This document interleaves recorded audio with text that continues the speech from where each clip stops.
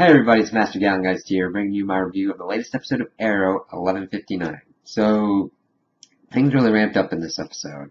I overall enjoyed it, and my one theory was correct. Laurel died in this episode. Whether or not she'll come back, that's kind of up for debate. Since it's based on comics, usually there's going to be some way that usually bring characters back. But I thought that those two were going to be the safest approach because there hasn't been much going on with like her father or Laurel.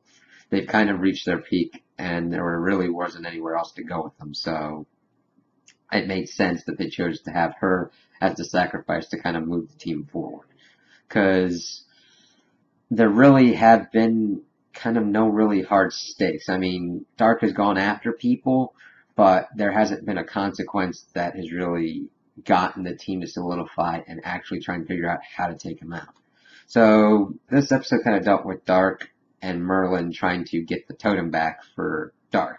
Now, I thought there was going to be something going on with his ring. Turns out that was just nothing and him being, I don't know, possessive of it. So he really needed the totem back, which was kind of stupid on Team Arrow's part to have the intact, pretty much, totem there, so it could have been taken.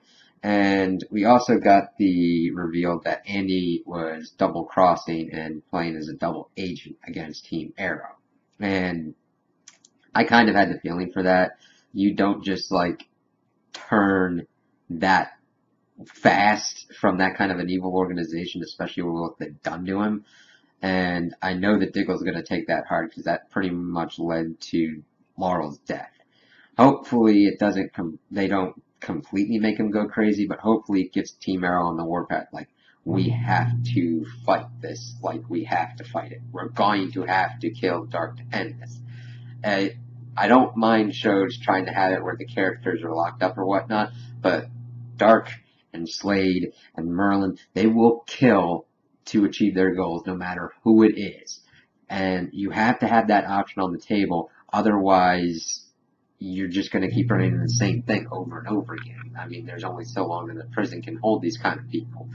And it was kind of good to see Dark kind of back into his like element, because he was good in the prison, but he just had this smarminess. He couldn't back it up too much, only with like his kind of persona more than actual power.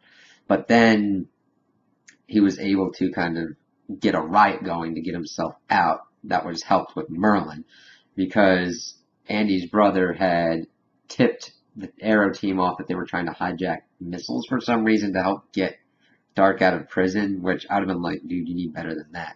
Ollie, of course, was understandably very untrusting of that. He's like, this was too easy. What the hell's going on here?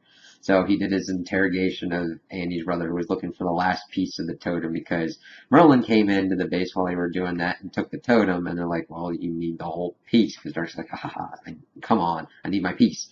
And you could totally see that Andy was casing the apartment, and John, even though he has accepted his brother, is like, why he should just be completely changed. It's like, I would still have doubts. I'd be like, okay, I'm accepting you as my brother, but you need to earn that trust.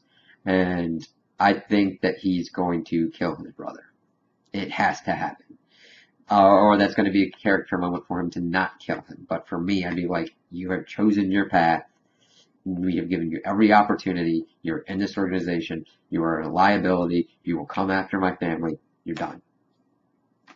And then that led to the heroes going into prison and Dark getting the totem completely reassembled by Andy and using his powers and killing Laurel. And it was very effective because it was kind of drawn out a little bit to say goodbye to the Laurel character because she was in the hospital and survived.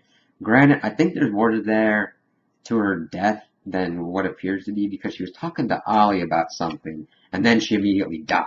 So I think there's going to be stuff that goes on with that.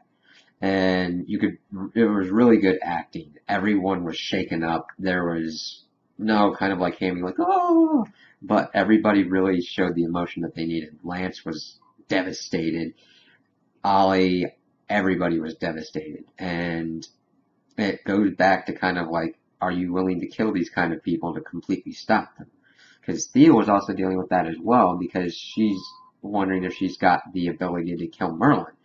And because all he's done, even though it's to protect her and himself, has been a detriment to a lot of people. And she's always had him kind of at that crosshair in this episode, but never really pulled the trigger. And it's going to be interesting to see how Team Arrow goes, because Felicity was only in this episode pretty much at Laurel's death. It's going to be interesting to see if she kind of comes back to try and console everyone, or how that's going to go, because Ollie needs, this is war now. You've got your first true main casualty. This needs to stop.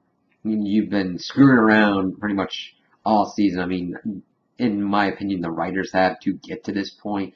Could have been reached a lot earlier, more effectively, but I'm still excited to see where this is going to go, because this is the kind of action that's going to draw the rest of the season out, see to its conclusion, because Dark needs to be stopped. And when that totem's taken, it must be completely taken apart, shot off to all pieces, and, I mean, for crying out loud, Felicity owns a tech company. She should have the resources to take one of those pieces, put it on a rocket, and shoot it into space. Dark's gonna have a hard time getting that mother back. Just saying. But I was overall really glad with how this episode went. It had a nice flow through it. There weren't really any dead spots. No characters acted completely balls crazy. Everything kind of reached the conclusion that it needed to. And I'm really excited to see where specifically like Lance and Diggle are going to go. Because either Lance is going to go completely depressed, or he's going to go on the warpath like John.